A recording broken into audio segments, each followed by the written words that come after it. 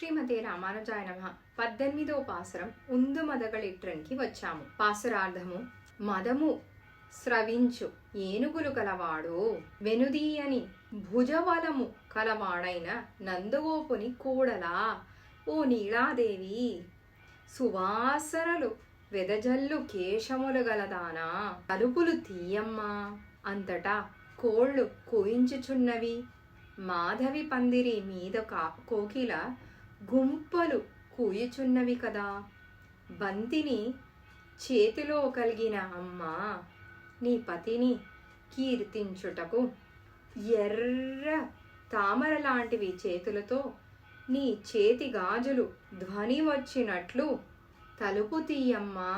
ఇక ప్రశ్నోత్తరాలకి వెళ్తే, బంతిని పందార్ విరళి, పందార్ పంద్ అంటే బంతి, ఆ బంతిని చేతిలో పెట్టుకున్న దానికి స్వాపదేశార్థం ఏంటి?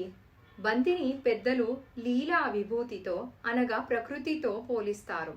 రెండిటికి పోలిక ఏమిటంటే, బంతి ఎలా ఇక్కడి నుండి అక్కడ, అక్కడి నుండి ఇక్కడ అని మారుతూ ఉంటుందో, కదలుతూ ఉంటుందో, ప్రకృతి కూడా కాలానుగుణముగా తన ప్రభావాన్ని మార్చుకుంటూ పరిణమిస్తూ ఉంటుంది.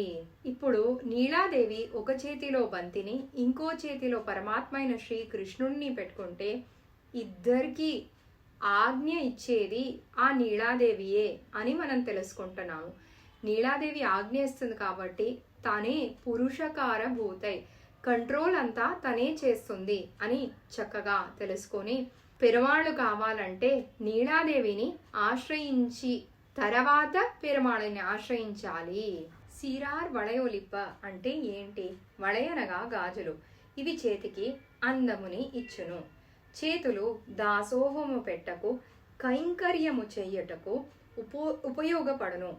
దాసోహము కలిగి చెయ్యవలనే కైంకర్యము.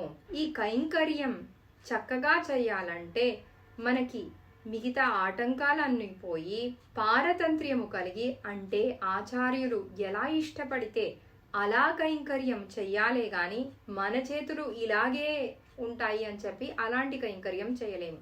అందుకే దాసోహములతో పారతంత్ర్యముతో మనము చేసే కైంకర్యానికి సీరార్ వళై అని స్వాపదేశము మన పెద్దలు చెప్పుతారు.